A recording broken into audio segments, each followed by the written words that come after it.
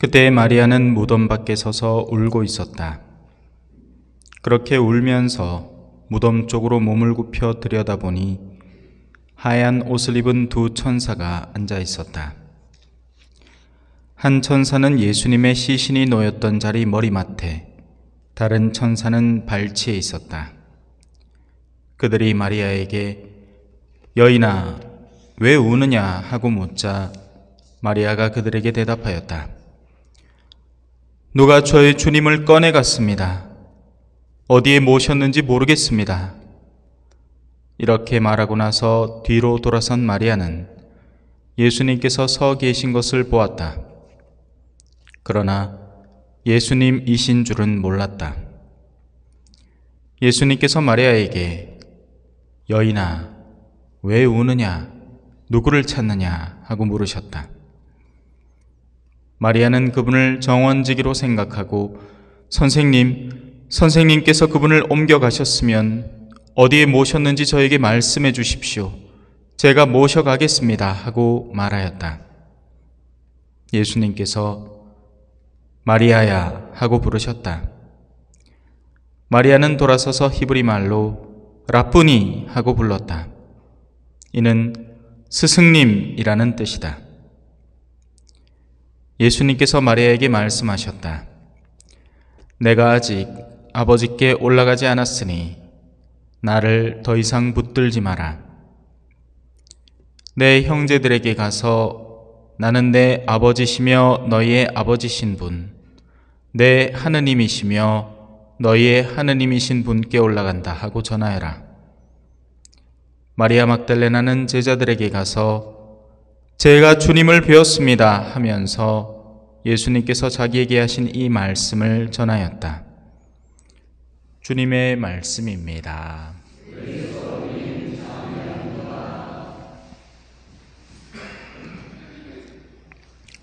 찬미의 주님, 오늘 일독서의 마지막 부분에는 베드로 사도의 설교 말씀이 나옵니다. 그 가운데 여러분은 이 타락한 세대로부터 자신을 구원하십시오 하고 타이르는 장면이 나옵니다. 이 타락한 세대라는 주제를 잠깐 살펴보겠습니다. 손을 붙들어 일으킵니다. 하지만 힘없이 늘어진 손은 다시 바닥으로 떨어집니다. 그는 다시 손을 내밀어 그 축 처진 손을 붙들어 한껏 들어 높입니다. 하지만 같은 장면이 반복됩니다. 이제 그의 시간이 다 되어 갑니다. 세상에 영원한 건 없으니까요. 그는 자신에게 시간이 남아있는 동안 열심히 손을 들어 주려고 합니다. 그가 일어설 수 있도록 말이죠. 하지만 사실 이미 오래전부터 알고 있습니다. 이 사람은 일어날 의지가 없다는 것을 알고 있습니다. 사실 그걸 알고도 그렇게 오랫동안 꾸준히 손을 들어주는 이유는 자기 자신의 의지가 아니라 그 일을 하라고 보낸 분의 의지 때문에 그렇습니다. 그래서 그는 또다시 그 축 처져 있는 몸을 애써 일으켜 앉히고 상처난 곳을 싸매주고 또 일어나 걸을 수 있도록 영차 힘을 실어줍니다. 이 일을 벌써 몇 번이나 해왔는지 모릅니다. 그러나 어떻게 해도 결과는 똑같습니다. 사실 일어날 의지가 없는 사람을 일으키는 건 너무 힘든 일이거든요. 갑자기 생각이 나는데 제가 남미에 있을 때 집에 로트와일러 개 중에서 왜 영화 같은 장면에서 무서운 개 나올 때 나오는 개가 있습니다. 시커먼 거. 머리통은 사람 머리보다 더 커요. 근데 죽은 거예요. 이게 죽기 직전까지 버둥거리고 있었습니다. 그러다가 너무 안 돼가지고 안락사를 시키러 갔거든요. 그리고는 주사를 마치고 죽어버렸습니다. 죽기 직전까지만 해도 얘가 자기도 일어나려고 하니 내가 일으키려는 힘과 자기가 일어나려는 힘이 얼추 아기가 맞았어요. 근데 죽고 나니 이게 완전 다릅니다. 그 무거운 덩치를 막 이 무슨 자루에다가 뭐 담아놓은 것 같아요. 추스르고 이렇게 세우는데 와, 이건 힘이 한 3-4배는 더 많이 드는 기분이었어요. 그 장면이 갑자기 문득 떠오르네요. 그래서 지금 말하고 있는 이 주인공은 이 일을 벌써 몇 번이나 해왔는지 모릅니다. 결국 그는 다시 주저앉고 또 쓰러져 버립니다.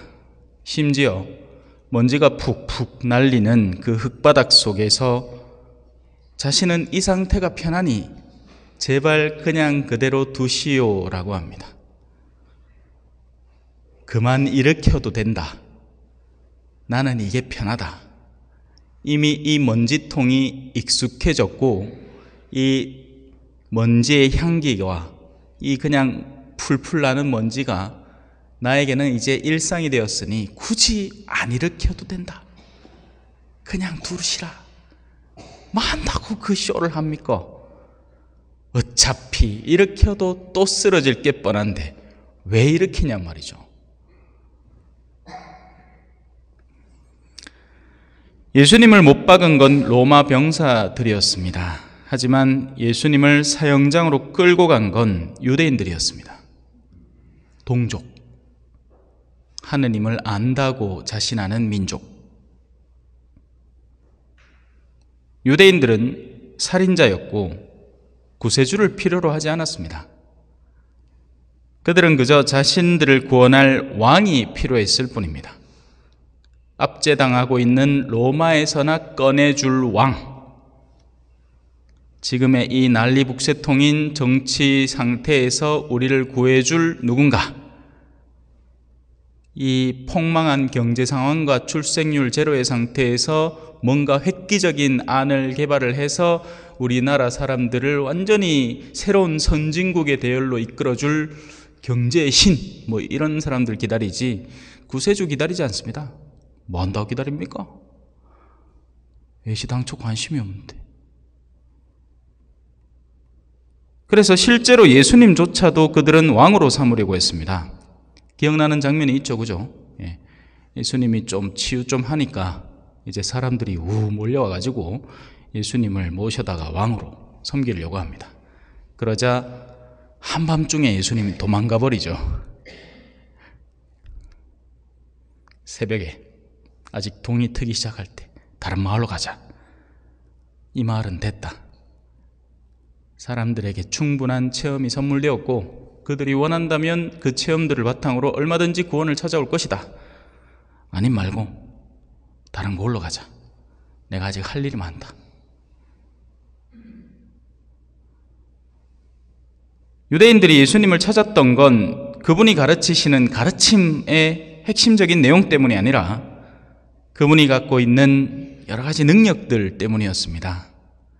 하지만 그 모든 능력들은 본질을 위한 도구였지 치유를 하기 위해서 말씀을 전한 게 아닙니다.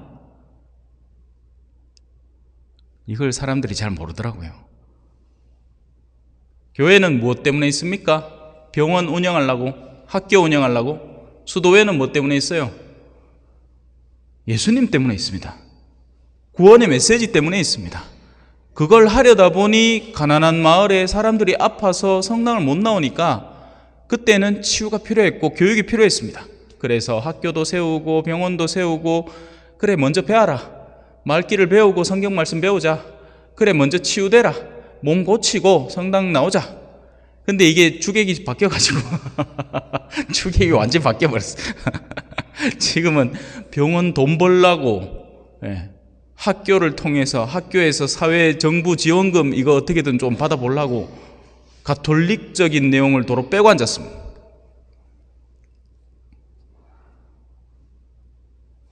일선본당이라고 크게 다르지 않습니다. 예수님의 메시지 그게 뭔 상관이에요? 맨날 듣는 거 지겨워 죽겠는 거. 그저 못 떨어진 행사는 하나 하고 사람이나 좀 끌어모으고 또 얼마 전에도 왔대. 예? 우리 정치하시는 분 와가 열심히 인사하대요. 예.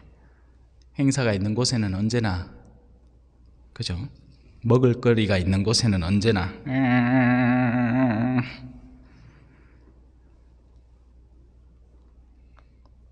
그래서 사람들은 예수님을 믿은 게 아니었습니다.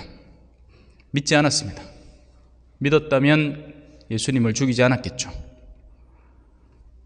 그저 그의 세속적 영향력, 그가 일으키고 있는 신기한 기적들과 일시적으로 모여드는 군중들의 숫자에 잠깐 감탄했을 뿐인 겁니다. 군중은 누구도 예수님이 전하는 말을 올바로 이해하지 못했습니다. 이해할 마음도 없었고요.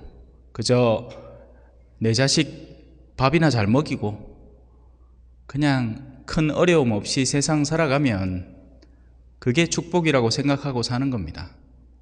언젠가는 점점 무뎌지고 사라져버릴 축복이죠.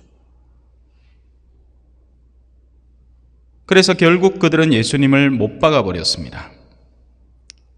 거듭 이야기하지만 이 일은 로마인들이 했지만 살인은 그 유대인들이 저질렀습니다.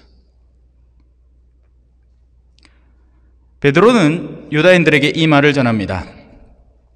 베드로가 용기 있게 전할 수 있었던 것은 단 하나의 이유밖에 없습니다. 부활하신 예수님을 만났기 때문입니다. 그래서 그의 마음속에는 용기가 있었습니다. 이 부분이 재밌는 부분이죠. 사실 베드로도 겁쟁이였습니다. 그죠? 예? 모닥불 옆에 딱 불 쬐면서 예수님 순환 당하러 잡혀가는 장면을 이렇게 보면서 마음속으로는 걱정이 되는데 옆에 한 여자가 묻죠. 당신도 저 사람 제자가 아니요? 난 아니요!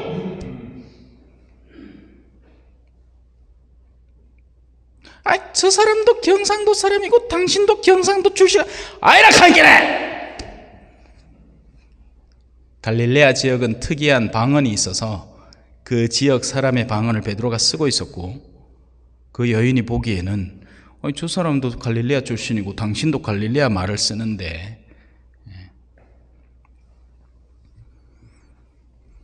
그렇게 3번이나 부인을 하면서 심지어 나중에는 모른다고 맹세를 합니다. 거짓 맹세를 하지 말라. 십계명을 정면으로 거슬러 가면서까지 나는 모릅니다. 나 저 사람 모릅니다. 하나님한테 맹세합니다. 나 저 사람 모르. 그리고 그때 영화의 한 장면이 나오죠. 그 순간에 예수님이 베드로를 극하게 바라봅니다. 그리고 배경음으로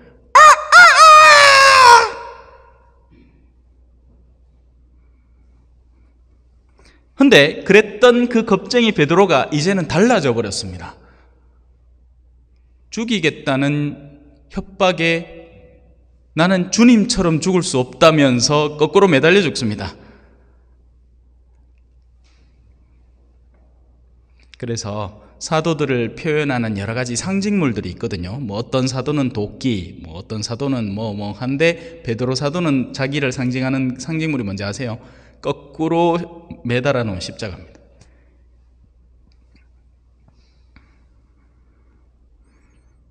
그래서 이제 베드로는 의심을 버리고 믿는 사람이 되어버렸습니다. 부활한 주님을 보았으니까요. 자기가 본 걸 어떻게 못 보았다고 합니까? 그리고 그 안에서 분명한 확신을 가지고 살아갑니다. 그리고 그 확신을 자기가 만나는 사람들에게 전해주고 있죠, 지금. 그죠? 그게 오늘 우리 힘차게 읽어주신 일독서 내용입니다. 회개하십시오. 제발 회개하십시오. 저마다 예수 그리스도의 이름으로 세례를 받아 여러분의 죄를 용서받으십시오. 그러면 성령을, 거룩한 영을 선물로 받을 겁니다. 세상에 여러 가지 좋은 선물들이 있지만 거룩한 영 그 자체보다 더 좋은 선물은 따로 없습니다. 아무리 좋은 거를 일시적으로 받은들 그건 소비하면서 사라지고 맙니다. 하지만 성령은 우리 안에서 힘있게 타오르면서 항상 새로운 힘을, 새로운 능력을, 새로운 활력을 부여합니다. 그게 성령입니다. 그 성령을 받으십시오. 이 약속은 모든 이에게 해당합니다. 지금 내 앞에서 설교를 듣고 있는 당신들만이 아니라 앞으로 올 세대의 모든 사람들, 저 머나먼 아시아 땅 대한민국이란 나라에, 저 구석대기 시골 초전이라는 성당에 이 2025년에 이 설교를 듣고 있는 여러분에게도 똑같이 해당하는 말입니다. 회개하십시오. 주 예수 그리스도를 믿으시오. 성령을 받으십시오.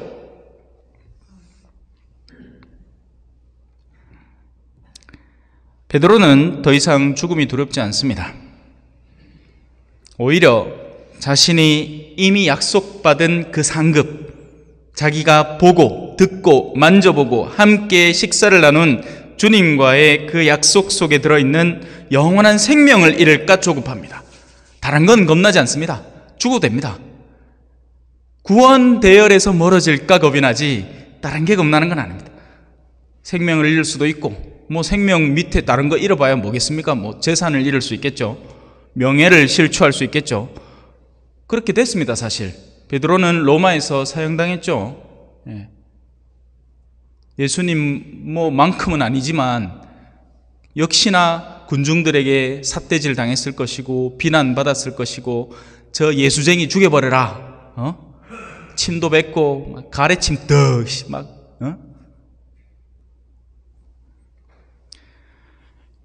베드로는 다른 가르침을 전하는 게 절대 아닙니다. 거듭 이야기하지만 회개하고 세례를 받고 죄를 용서받으라고 가르칩니다. 우리 그리스도교의 메시지는 복잡한 게 아닙니다.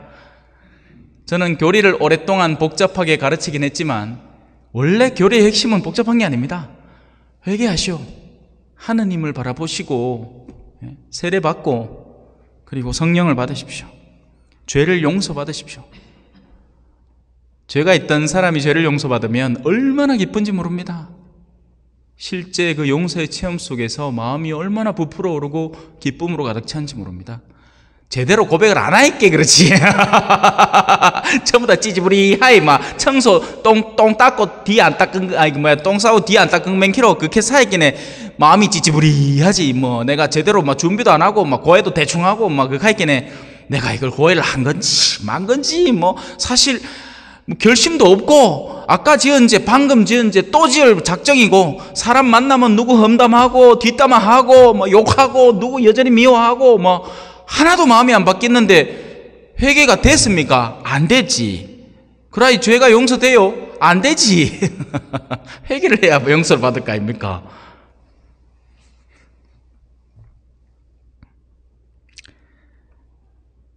바로 이 약속이 오늘날 우리에게도 전해지고 있는 겁니다. 우리도 하느님이 부르시는 이들이고 그 약속을 선물 받은 이들입니다. 우리는 모두 세례받은 이들이니까요. 세례는 우리를 하느님의 자녀로 거듭나게 만들고 상속자가 되게 합니다. 이미 따놓은 당상이라고. 영원한 생명이 이미 내 몫이란 말입니다. 내가 그걸 갖다가 어디 쓰레기통에 처박지 않는 이상 원래부터 내 겁니다. 이제 잘 간직하기만 하면 됩니다. 하지만 이 세상은 날이 갈수록 하느님의 품에서 멀어져 가고, 그때나 지금이나 타락한 세대가 지배하고 있습니다. 오늘날 더 특별히 타락했다라고 보실 필요 없습니다. 이미 타락은 항상 하느님께 나아가려는 움직임만큼이나 반대쪽으로 끌어당기는 움직임은 늘 있었어요. 다만 오늘날엔 그게 이제 인터넷, 소셜미디어, 수많은 매스미디어로 잘 드러납니다. 그죠? 옛날에도 자기 가족 죽이고 자기도 죽으려는 사람이 있었고, 근데 그게 그냥 어느 시골 마을에 어디 저 구석대기에서 일어나고 말았고, 근데 요즘은 뭐가 일어나면 우리가 즉각적으로 그 소식을 접하니까 큰일 난 것처럼 느껴질 뿐, 옛날에도 지진 났고 옛날에도 화산 터졌고 옛날에도 다 있었는데 그때는 한 며칠 뒤나 몇 달 뒤에 들었죠, 그 소식을. 그래서 지금 예나 지금이나 타락한 세대가 지배하고 있습니다. 그래서 하느님은 누가 있어 당신을 찾고자 하는지 언제나 굽어 살피면서 당신의 뜻을 전할 사제들과 예언자들을 세상에 보내십니다. 그리고 또다시 메시지를 전합니다. 여러분은 이 타락한 세대로부터 자신을 구하십시오. 구원하십시오. 그리고 오늘 복음에서 마리아 막달레나는 그 구원을 만난 기쁨을 이렇게 전합니다. 마리아 막달레나는 제자들에게 가서 제가 주님을 배웠습니다 하면서 예수님께서 자기에게 하신 이 말씀을 전하였다. 잠시 묵상하시겠습니다.